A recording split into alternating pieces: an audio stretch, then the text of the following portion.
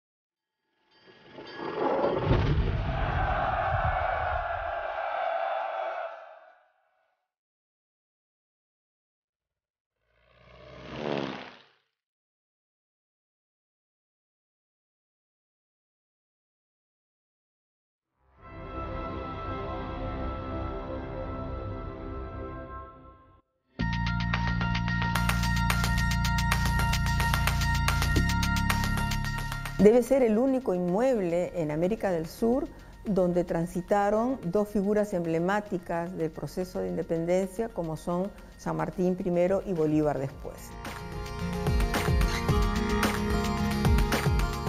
Para ambos era fundamental que el Perú fuera un país libre.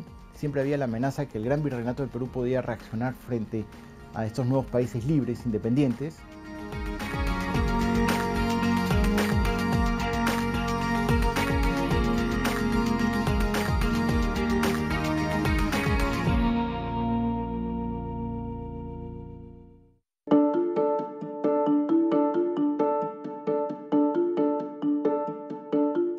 La Quinta de los Libertadores, también conocida como Palacio de la Magdalena, es una casona de origen colonial ubicada en el distrito de Pueblo Libre, antiguo pueblo de Magdalena Vieja,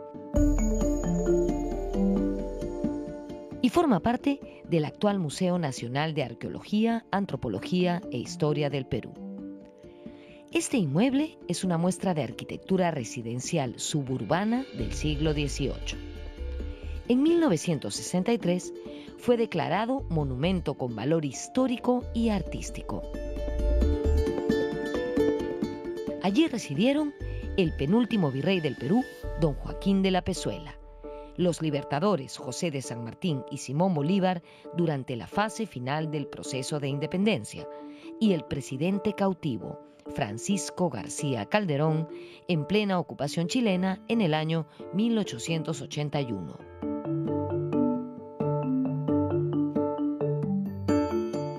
Bueno, la casona es importantísima, sobre todo teniendo en cuenta el contexto del bicentenario de la independencia del Perú. Debe ser el único inmueble en América del Sur donde transitaron dos figuras emblemáticas del proceso de independencia como son San Martín primero y Bolívar después, ¿no? Y más aún, también debió transitar Sucre, ¿no? En la medida que era el brazo derecho en términos militares de Bolívar, aunque el brazo derecho en términos logísticos y sobre todo de proyectos políticos era Faustino Sánchez Carrión.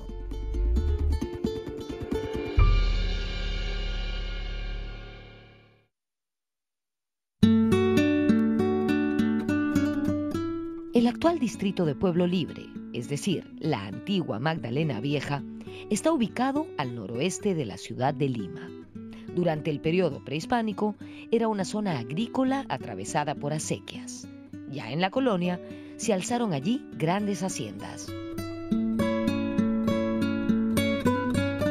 Magdalena Vieja desde siempre, ¿no? Desde la época de la colonia, tenía un carácter rural, ¿no? Se encontraba en las afueras del centro de Lima, tanto así, ¿no?, que en el siglo XVI, por ejemplo, el virrey Hurtado de Mendoza lo eligió como su lugar de reposo, de descanso, y sus sucesores reafirman esto también. En el siglo XIX, Magdalena Vieja fue un pequeño y tranquilo poblado rural que mantuvo ese aire campestre hasta la década de 1930, cuando fue absorbido por la expansión urbana.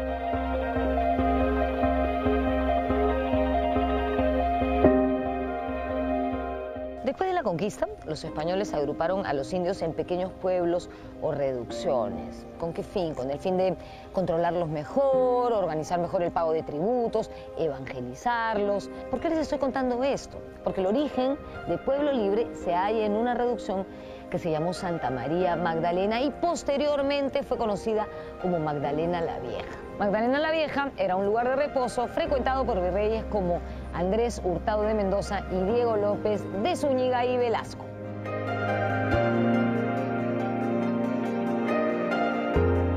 A finales del siglo XVIII y principios del siglo XIX, cuando ya se percibía, ¿no?, que estaba la llegada de la independencia del Perú, ya se percibía el pueblo, no tan pequeño, a tener otro tipo de personalidad, ¿no?, a ser una personalidad más notoria. Y esto es importante decir que la edificación de la casona fue como el elemento, el hito, al encontrarse justamente esta casona en los alrededores, en la plaza mayor, ¿no?, del pueblo, y en las inmediaciones de la iglesia principal, que luego adquirió el virrey Pezuela como su residencia.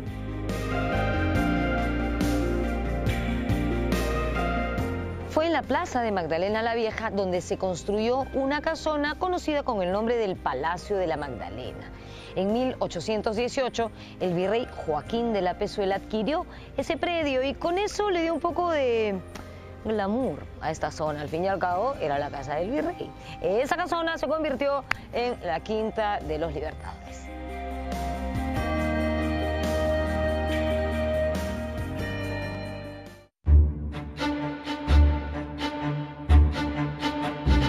El virrey Pezuela había ascendido rápidamente en la carrera militar y había destacado en la lucha contra los patriotas del Alto Perú. Desde 1816 fue nombrado virrey del Perú en reemplazo de Fernando de Abascal.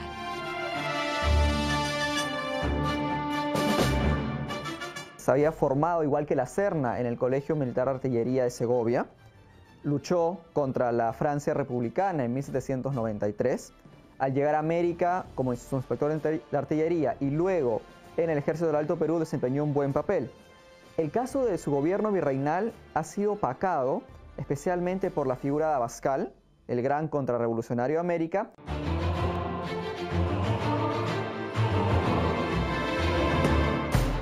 En el Palacio de la Magdalena, Pezuela estableció primero su lugar de reposo y luego la sede de la corte virreinal. Él tuvo que afrontar el arribo del Ejército Libertador de José de San Martín a las costas del Perú. España pasaba por una coyuntura política compleja. Una rebelión liberal dirigida por el coronel Rafael de Riego impidió que llegasen desde España refuerzos para combatir a las fuerzas revolucionarias americanas. A lo largo de 1819 y 20, ya una vez que se haya consolidado la independencia de Chile, lo que espera Pezuela va a ser estos refuerzos provenientes de España. No obstante, con el motín de 1820 o el pronunciamiento de Riego, que regrese el liberalismo a España, estos refuerzos nunca llegan. Entonces él tiene que volver a generar unas nuevas formas o nuevas medidas para defender especialmente la capital. Los representantes de Pezuela y San Martín entablaron negociaciones fallidas en el pueblo de Miraflores. El ejército realista, mayoritario en relación al patriota, se hallaba disperso en el extenso virreinato y Pezuela decidió no atacar frontalmente a las tropas de San Martín. En el alto mando español no se ponían de acuerdo sobre cómo afrontar la guerra. surgieron desavenencias entre el virrey Pezuela y el general José de la Serna. Los oficiales de la Junta Directiva de Guerra del Ejército Realista enviaron una carta a Pezuela indicándole las razones de su expulsión y la entrega del mando a la Serna. Se ha considerado que Pezuela y la Serna eran antagónicos de la forma ideológica, ¿no? Que Pezuela era conservador y que la Serna era un liberal. Que si bien es en cierta medida cierto por su propia formación, las grandes discrepancias entre ambos se dan de manera militar, sobre la forma como llevar a cabo la guerra y especialmente sobre la posibilidad de la invasión de San Martín al Perú. El 29 de enero de 1821 se produjo el golpe militar en filas realistas. Pezuela dejó el mando y se dirigió a su casa de campo de la Magdalena. Desde allí le escribió un informe al rey Fernando VII. El depuesto virrey se quedó en la Magdalena hasta mayo de 1821 y el 11 de julio de ese año se embarcó a Europa. El nuevo virrey José de la Serna decidió abandonar la capital y trasladar su ejército a la Sierra Sur para aprovechar las minas y haciendas situadas en esa zona. Para la Serna era más importante controlar la sierra que la capital. Una vez que ya le dan el golpe militar a Pezuela, la Serna y toda la corte se dirigen hacia el Cusco, dejando Lima ya desprotegida para que San Martín pueda ingresar.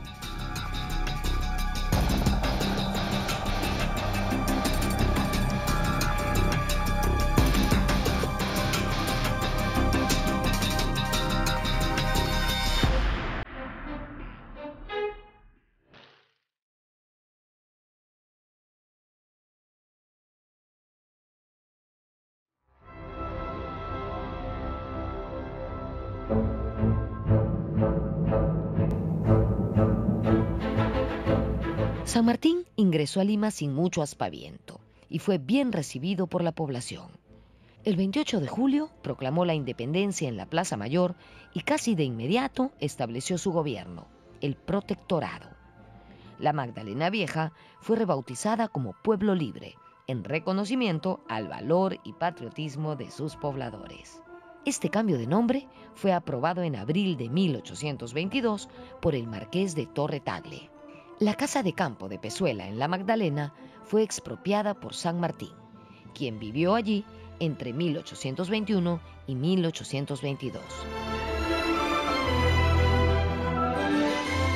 Es posible que en algún momento se haya entrevistado, ¿no?, con Pezuela aquí y le ha interesado el lugar, le ha parecido lejano del mundanal ruido, tranquilo. Una casona que en esa época tenía un huerto inmenso con muchísimos árboles frutales. Esto está realmente alejado del centro de la ciudad, ¿no?, de la Lima cuadrada, digamos. Es una casa de campo en ese momento, ¿no?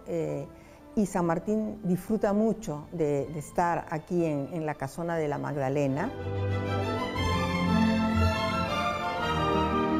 La Magdalena le daba cierto espacio para que él interactuara y que la gente no supiera todos los problemas que él podía tener, ¿no?, o tenía. Era tomar cierta distancia frente a Lima.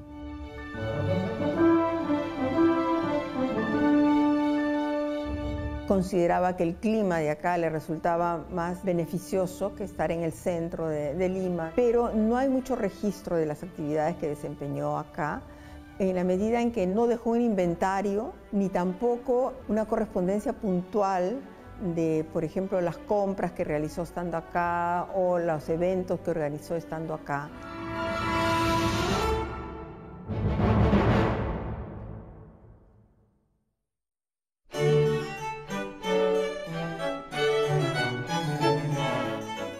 La capital que encontró San Martín no llegaba a los 80.000 habitantes. Conocemos de ella a través de los relatos de viajeros extranjeros que la visitaron.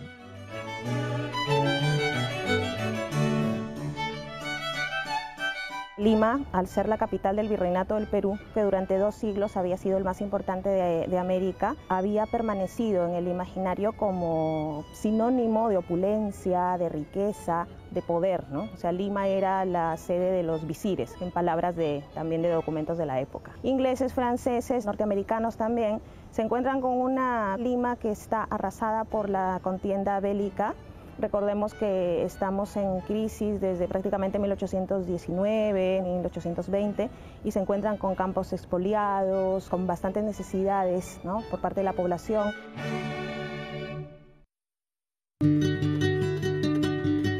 La afición de los limeños por la diversión, los juegos de azar y el chisme llamó la atención de los extranjeros.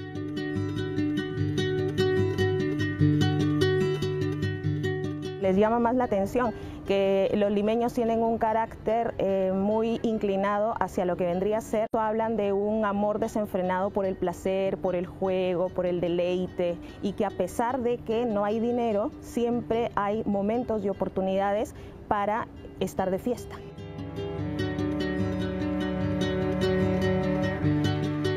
Paradójicamente, la capital era una ciudad en apariencia muy religiosa. Muchas procesiones recorrían sus calles, la mayoría dedicadas a los santos limeños como Santa Rosa de Lima. Considerando que la cuarta parte de la ciudad de Lima está conformada por iglesias y monasterios y que se celebra todo, o sea, se celebra casi todas las fiestas del Santoral, nos dicen los viajeros, esas festividades eran el día a día y obviamente que se celebran según el lujo de cada orden religiosa, o cada capilla, o cada oratorio, o cada cofradía.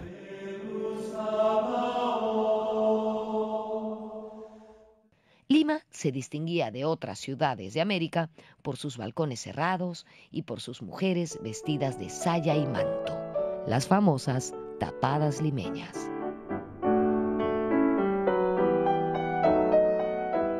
Los viajeros creo que lo primero que querían conocer eran las tapadas limeñas, ¿no? Porque no había parangón. Se dice que las tapadas tenían un origen oriental, porque la tapada tiene varios elementos que llaman la atención. 1, el anonimato. 2, esa intriga que viene a consecuencia también del anonimato. Y 3, esa manipulación a través de la belleza, a través de la seducción, una manipulación que también tiene muchos tintes políticos. ¿Quién se puede resistir a una tapada limeña mostrando solamente un ojo?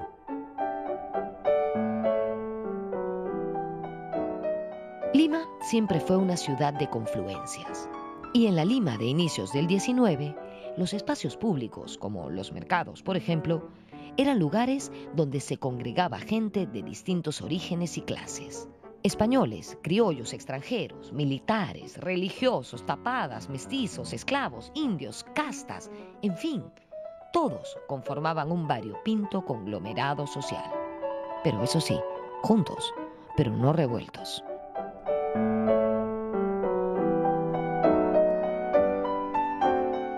Los mercados que se desarrollan en las plazas más importantes, allí llegan todos, porque es allí donde se obtienen los recursos, ¿no?, donde se obtienen los bienes, ¿no?, donde se obtiene la comida y también algunas manufacturas, ¿no? O sea, todo se concentra, por ejemplo, en la Plaza Mayor de Lima, la Plaza de Armas, es donde era el mercado principal.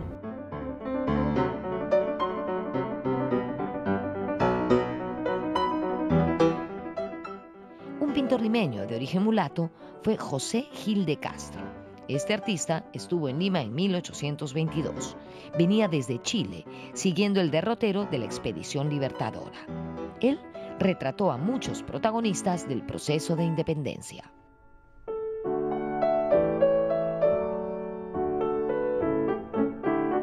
En esta exposición de la Quinta de los Libertadores en el Museo Nacional de Arqueología, Antropología e Historia, se ha destinado una sala exclusivamente para las pinturas de José Gil de Castro, el pintor de los Libertadores. ¿Se acuerdan que hemos hecho un programa sobre José Gil de Castro? Bueno, aprovecho para decirles que todos los programas de Sucedió en el Perú pueden verlos en YouTube. Bueno, como les decía, esta sala contiene el trabajo de José Gil de Castro. Él normalmente pintaba retratos de gente acomodada o de la clase política, ¿no? Por eso llama poderosamente la atención este retrato de cuerpo entero de un hombre de pueblo. Bueno, pero tampoco cualquier hombre de pueblo, ¿no? Es nada menos que el valiente pescador chorrillano José Olaya.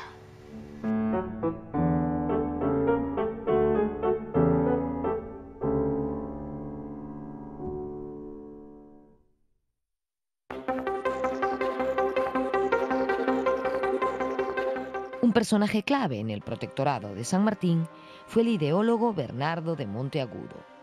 Monteagudo solía despachar en Palacio de Gobierno, mientras que San Martín lo hacía desde su casa en Pueblo Libre.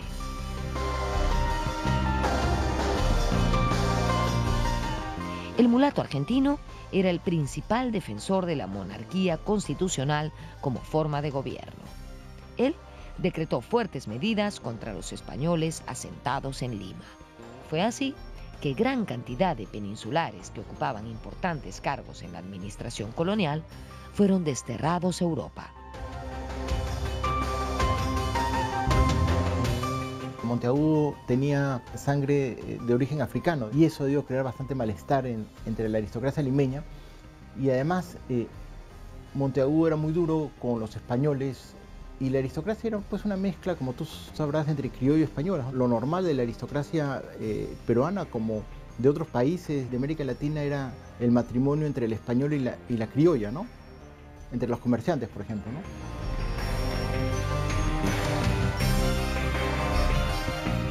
El proceso de expulsión de los peninsulares, ¿no? Fue una política bastante, digamos, violenta que se llevó a cabo cuando llegan San Martín y Monteagudo al Perú. No es que no se haya dado en otros espacios, se dio también en Buenos Aires, en el Río de la Plata, se dio también en Santiago de Chile, con la única diferencia que la concentración de peninsulares en el Perú era muchísimo más numerosa, porque además controlaban el comercio de ultramar, controlaban la minería, la producción agraria, las haciendas, cosa que en Buenos Aires, por ejemplo, era más compartido con el sector criollo, ¿no? Entonces la visibilidad era mucho más grande en el caso de Lima, y los documentos que tenemos son de las posibilidades que se le dio a los peninsulares para permanecer en el Perú, que eran el matrimonio con mujeres criollas por un lado y la nacionalización por otro lado. Entonces tenemos documentos de la nacionalización de algunos peninsulares y de cómo se casaban con criollas para quedarse, que es el acta de matrimonio, ¿no? Del sagrario de acá de la Catedral de Lima.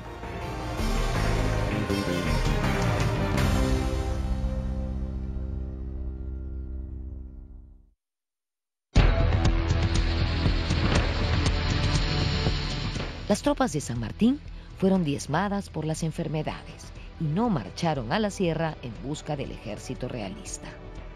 El protectorado se desgastó y ante la incapacidad de terminar con la guerra, San Martín salió de la Magdalena y se embarcó rumbo a Guayaquil. Allí se entrevistó con el gran libertador del norte, Simón Bolívar. Era julio de 1822. Los dos grandes hombres de la emancipación sudamericana no se pusieron de acuerdo para luchar juntos contra los realistas. Finalmente, San Martín se retiró del Perú y Bolívar arribó a Lima en septiembre de 1823, luego de recibir la invitación del Congreso. El venezolano fue recibido como un salvador. Bolívar no solamente es un soldado, Bolívar también es un político, es un ideólogo, es un gran ideólogo de la independencia.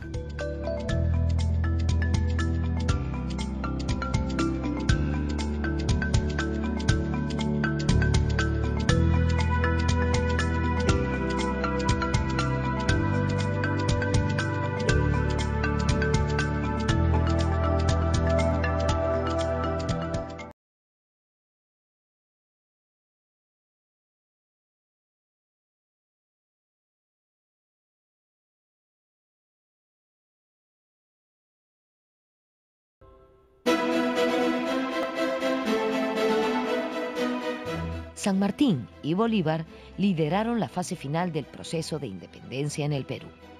Aquí no existía un líder con el perfil ni las características de ninguno de ellos.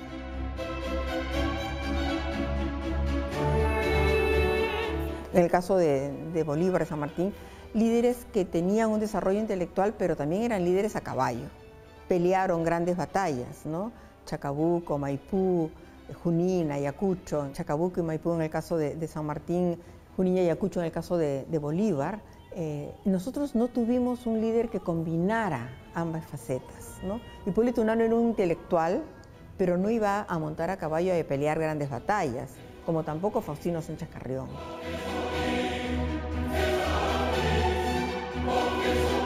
Clara muestra de las contradicciones de la clase dirigente criolla es que nuestros dos primeros presidentes, José de la Riva Agüero y Bernardo de Torretagle, terminaron enfrentados con Simón Bolívar.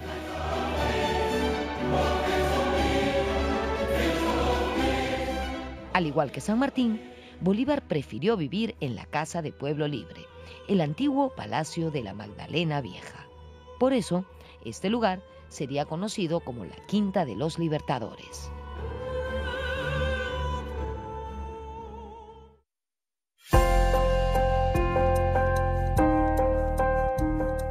San Martín y Bolívar vivieron en esta casona disfrutando de su ambiente tranquilo y sosegado. Del paso del argentino no conocemos demasiados detalles, salvo que se instaló aquí luego de proclamar la independencia del Perú en julio de 1821. Fue San Martín quien cambió el nombre de Magdalena la Vieja y rebautizó este lugar como Pueblo Libre. Desde esta casa, San Martín manejó los asuntos del protectorado, trasladándose a Lima cada vez que era necesario.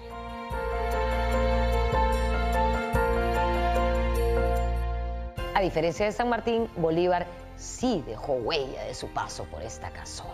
Él sí hizo modificaciones, arreglos. Al parecer, era un hombre muy meticuloso en ese sentido y supo conjugar el espacio de una casa de gobierno con una estancia cómoda y con la prestancia que un personaje de su importancia merecía.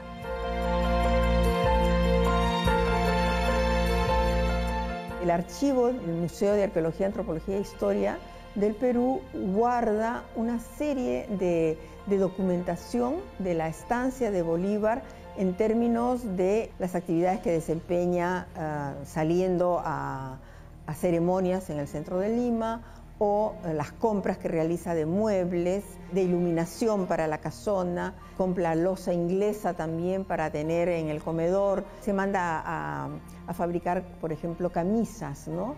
Todo ese tipo de datos, ¿no? Y el pago que se efectúa a los artesanos que llevan adelante estas funciones está registrado y los documentos están en el archivo.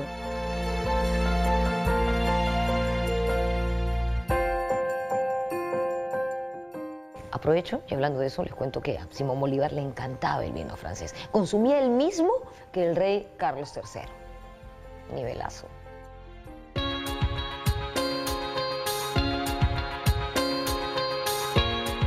Sobre el tema del licor, efectivamente, hay una registrada en el inventario una botella de pisco que debe haber sido sobre todo para cocina, o sea, para la parte de repostería, porque es solo una botella, y sí hay una buena cantidad de vinos franceses. Parece que tenía una predilección por el vino francés y le interesaban algunos vinos que también eran los que solicitaba Carlos III para su mesa, por ejemplo, ¿no? Entonces estaba muy bien nutrido, digamos, de vinos sus despensas.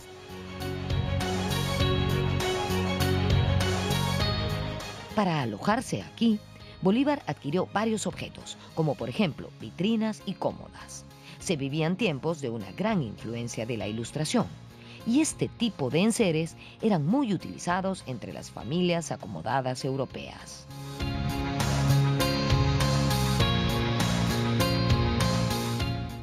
Las cómodas son implementos que aparecen en el siglo XVIII recién, van a invadir las casas europeas y en la casona Bolívar va a tener cómodas en los dormitorios para guardar ropa, ¿no? Y por otro lado también aparecen las vitrinas por primera vez en el siglo XVIII. Las grandes casas también de las familias pudientes van a tener vitrinas, que consiste en poder exhibir a la gente que visita las casas la loza que tienen, la cubertería que tienen, los objetos de plata, de porcelana, de marfil que tienen, los exhiben en estas vitrinas. Bolívar va a tener una vitrina, aunque cuando uno revisa el inventario ve que no hay platería, aunque sí compra loza inglesa y eso está registrado, la compra de loza inglesa para tener en el comedor, ¿no? Y también exhibir en la vitrina.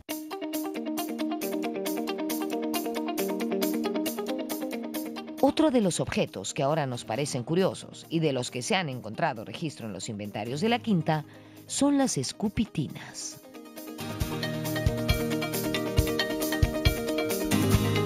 Y un tercer elemento de la época de la Ilustración son las escupideras, ¿no? Parece que era visto de muy mal gusto que se siguiera la costumbre normal que había de escupir en el piso y luego pasar el zapato encima, ¿no? Entonces lo que se utilizan son unos objetos redondos con un agujero al medio para que se escupa ahí y no sea una cosa visible que pueda ser de mal gusto. También uno registra en el inventario estas escupideras que, como digo, recién se han introducido hace poco en Europa por un elemento de higiene y de aseo también, que es una corriente que va a entrar muy fuerte en Europa en el siglo XVIII.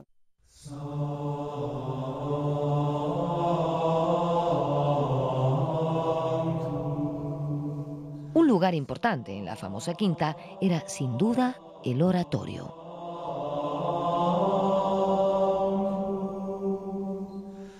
Todas las casonas tenían o capilla o oratorio. La diferencia de la capilla es que tiene torre y campanas y el oratorio no. Este es un oratorio, por lo tanto es pequeño, estaba bastante bien decorado, ¿no? Hemos preservado algunos de los elementos que tenía, estaba alfombrado y lo interesante es que dice que tenía hostias para celebrar en cualquier momento, lo que quiere decir que es posible que se diera la misa diariamente, ¿no? En la medida que las hostias estaban preparadas para celebrar. Entonces el oratorio se utilizaba pues para las oraciones de la mañana, de la tarde y también para que se diera misa.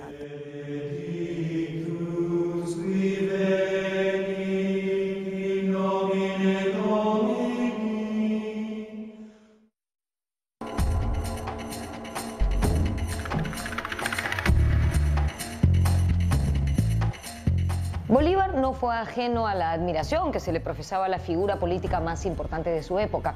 Me refiero a Napoleón Bonaparte. De jovencito, Bolívar hizo un viaje a Europa y allí pudo comprobar el magnetismo que ejercía el gran corso sobre las masas. Napoleón era el valiente y talentoso héroe que en cierta medida representaba los ideales de la Revolución Francesa. Claro, todo esto comenzó a cambiar cuando en 1804 se hizo emperador de Francia.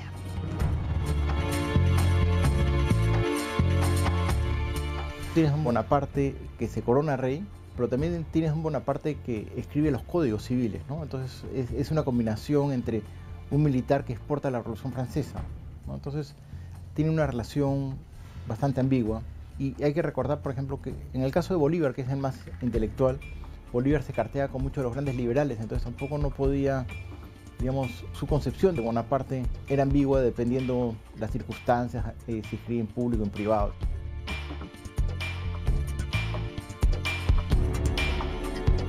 Esa admiración no se eclipsó, porque Bolívar mandó a colocar en la Casa de la Magdalena un retrato de Napoleón Bonaparte. Asimismo, en 1825, cuando Bolívar se fue a Arequipa, se llevó varios libros que hablaban sobre Bonaparte en su biblioteca móvil.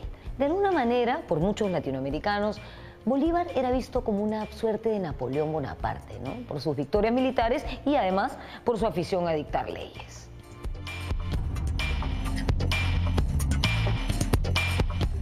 En la sala de tertulias tiene un retrato de Napoleón Bonaparte.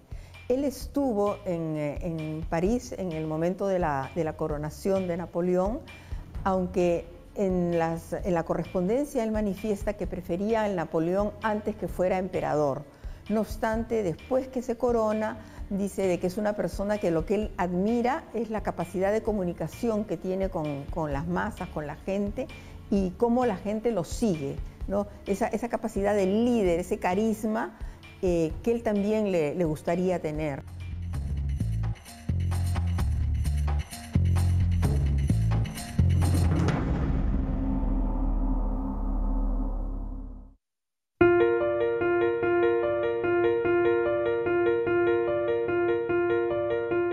Fue también en esta casa donde San Martín y Bolívar convivieron con sus respectivas parejas.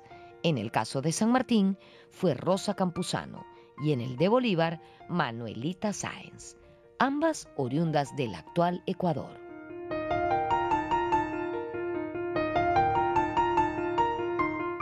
Rosa Campuzano era guayaquileña, ¿no? Llega a Lima y va a ser la pareja sentimental de San Martín. Es muy probable que haya también transitado por esta casona, y cuando San Martín condecora a las patricias, es decir, las mujeres criollas sobre todo, que han apoyado el movimiento independentista, ella va a ser una de las condecoradas.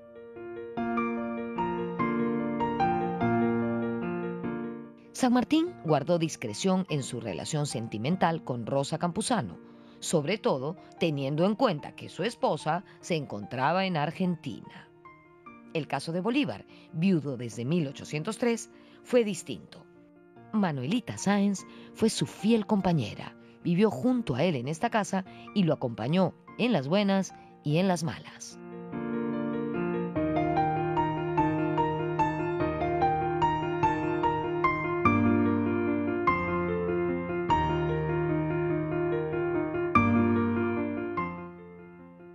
Un hombre como Bolívar, un libertador, un héroe, por supuesto que estaba asediado por cientos de mujeres, ¿no? Él, además, tenía fama de Don Juan, pero se dice que amó profundamente a una mujer.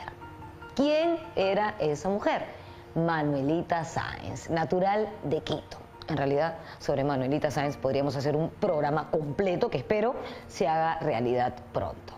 Manuelita fue una mujer adelantada a su tiempo, muy atrevida, se jugó el pellejo por la causa independentista, pero también se lo jugó por su amor, porque ella vino a instalarse con Bolívar en esta casa durante 3 años, cuando todavía estaba casada con otro señor, con un inglés que le doblaba la edad. En fin, en cuestiones de pareja, en realidad, uno nunca sabe ni se debe meter, ¿no? Lo cierto es que fueron amantes apasionados durante mucho tiempo Bolívar y Manuelita Sáenz. Aquí, en la Quinta de los Libertadores, está esta especie de recreación del espacio donde ella pudo desarrollarse y hasta despachar, aunque dicen que también le encantaba estar en los cuarteles y montar caballo. Aquí encontramos además una recreación de este estupendo personaje realizada por la también estupenda actriz Patricia Barreto.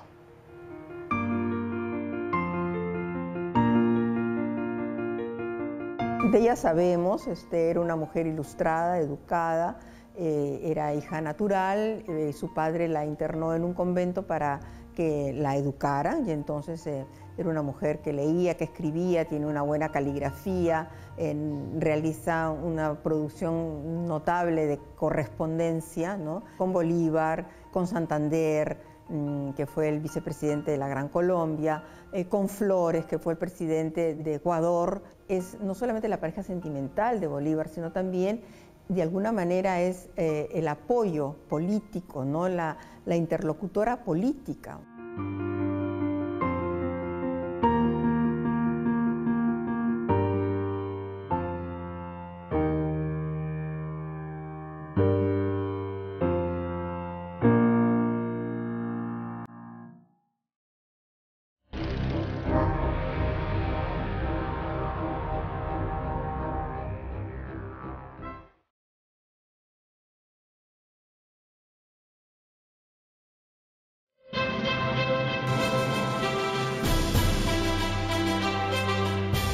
Tras las victoriosas campañas de Junín y Ayacucho en 1824, donde se logró la derrota total del ejército realista, Bolívar vivió sus mayores días de gloria.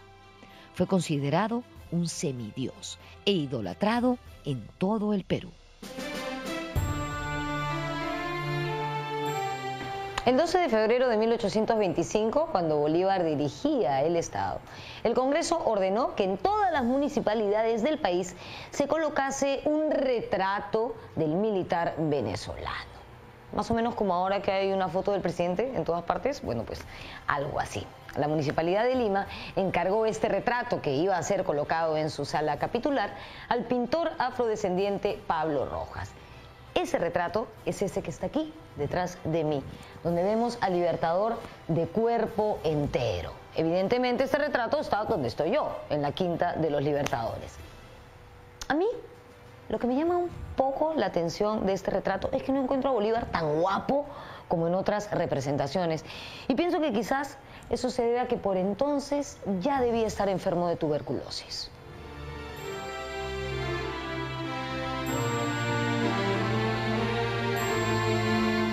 Y es un retrato en el cual él aparece con un tintero de plata y que nuevamente por el registro de las compras que efectúa, lo compra días antes que comience a pintar el óleo para poder aparecer en el retrato con este tintero de plata que le da mucha prestancia a su calidad de presidente.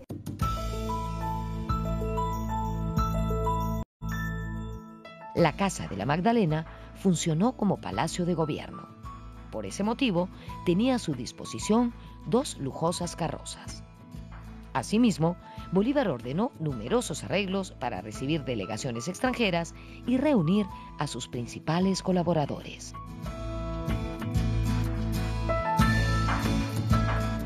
Y van a ver en la casona, ¿no?, reuniones que precisamente celebren, ¿no?, el éxito de Ayacucho y de la consolidación de la independencia del Perú. Y desde ese momento él ya asume, digamos, la presidencia del Perú y esto se convierte en su palacio, ¿no? Tiene varios cuartos, por ejemplo, para invitados, ¿no?, que se llaman los cuartos de emisarios, que son personas que estaban de paso, pueden haber sido militares, políticos, que los aloja en la Magdalena para tener reuniones también políticas.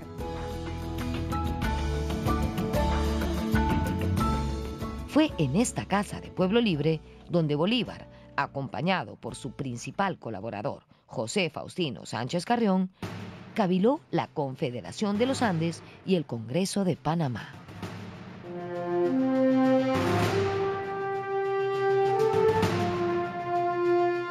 El proyecto de la Gran Colombia de Bolívar, ¿no?, que comienza reproduciendo el espacio de lo que fue el Virreinato de la Nueva Granada, un espacio articulado, ¿no?, con la Capitanía General de Venezuela, Colombia y Ecuador, ¿no?, y que luego trata de ensanchar, de agrandar al liberar Perú y Bolivia, creando la Federación de los Andes. Y que es un proyecto que se le queda en el tintero, ¿no?, que lo conversa con Faustino Sánchez Carrión, como conversa también con Faustino Sánchez Carrión el tema del encuentro del Congreso de Panamá de 1826.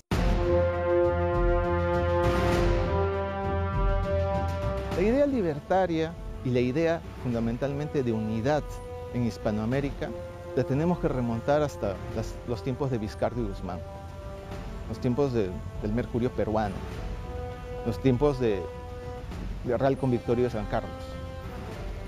Remontándonos así, vamos a encontrar que existe una identidad criolla, existe una identidad propia de los criollos que se va forjando.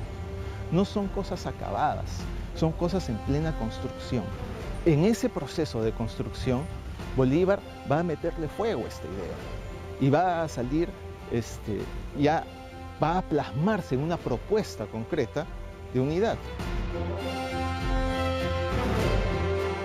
Los proyectos de Bolívar de Unión Sudamericana encontraron resistencia dentro de los propios países liberados, donde los regionalismos y caudillismos eran muy fuertes. Bolívar va a plantearse como meta la libertad, pero va a encontrar muchísimas resistencias. Las resistencias no solamente de otras personas o grupos que se le pudieran oponer o que se pudieran oponer a su proyecto. Habían también tensiones sociales, étnicas, conflictos regionales, caudillismos, todas esas situaciones que tenía que enfrentar un líder que traía una idea radical de transformación. Era una tarea sin duda extraordinaria. Cuando Bolívar murió en 1830, a Manuelita Sáenz se le prohibió vivir en la Gran Colombia. Por eso, los últimos años de su vida los tuvo que pasar retirada en el puerto de Paita. Allí murió en 1856, víctima de una epidemia de difteria.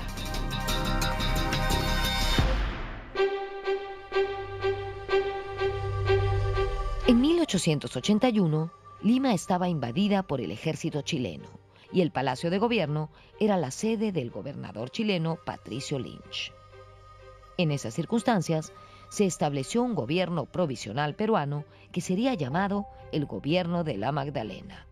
Recibió ese nombre porque el presidente Francisco García Calderón fijó su residencia en la misma casa donde habitaran anteriormente José de San Martín y Simón Bolívar.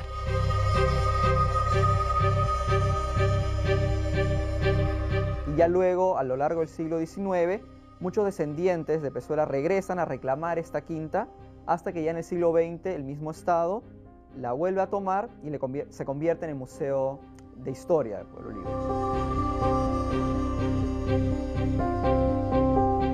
En 1921, la casona fue adquirida por el Estado peruano para ser sede del Museo Bolivariano, inaugurándose las salas dedicadas a San Martín y a Bolívar. Era el año de la celebración del centenario de la independencia. Posteriormente, la Casa de Pueblo Libre fue intervenida en los años 1924, 1930, 1971 y 1987.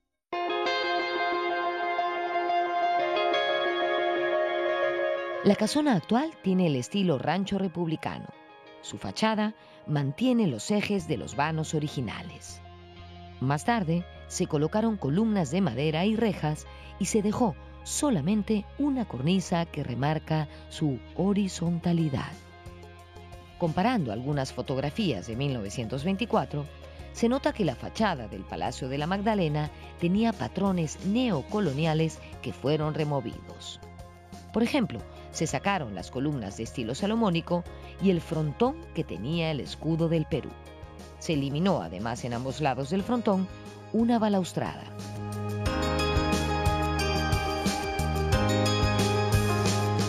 Nosotros podemos apreciar la foto principal, ¿no? La foto que muestra la fachada original, ¿no?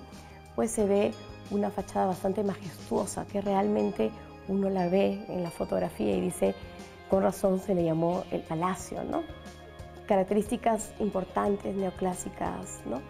Era, por ejemplo, que esté sobreelevada, ¿no? Que esté sobreelevada, el acceso, que tenga este doble acceso. Posteriormente esta fachada pues ha sido removida, ¿no?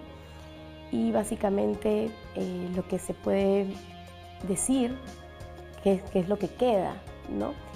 En la fachada los ejes de los vanos se mantienen, ¿no? Los vanos están en su mismo sitio, ¿no? Sin embargo, no tienen ninguna decoración, ¿no? Alrededor como la tenían en la fachada que podemos ver en la fotografía.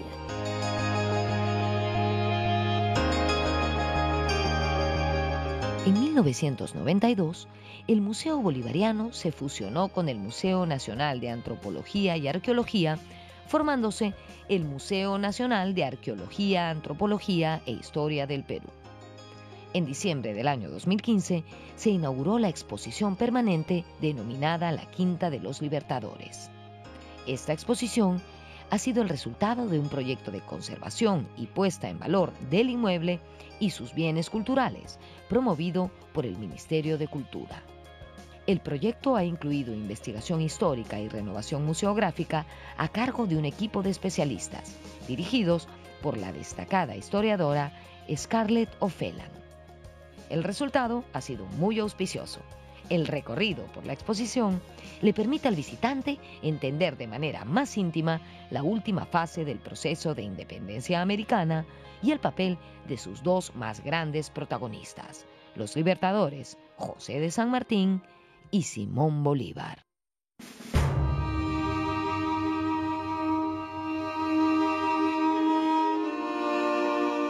Acá se tomaron decisiones, hay una serie de correspondencia, de proclamas que se han firmado en la Magdalena, ¿no? Y eso le da un importantísimo carácter histórico y político, ¿no? Además, tenemos la casa, ¿no? Con todas las habitaciones, ¿no? Que ahora se pueden visitar, donde se ha tratado de reconstruir cuál fue el ambiente, ¿no? Y que en ese sentido también es importante porque hay que pensar que en esta casa pues transitaron, vivieron y me imagino que también organizaron políticamente el Perú, tanto San Martín como Bolívar.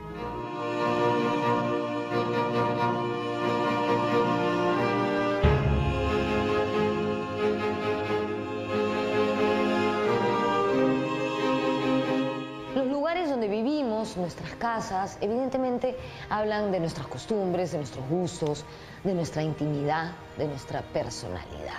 Hoy hemos podido conocer más acerca de nuestros libertadores gracias al hecho de haber estado en la casa que ocuparon. Vengan al museo, no se pierdan esta muestra. De verdad les digo, vale la pena. Nos vemos en la próxima.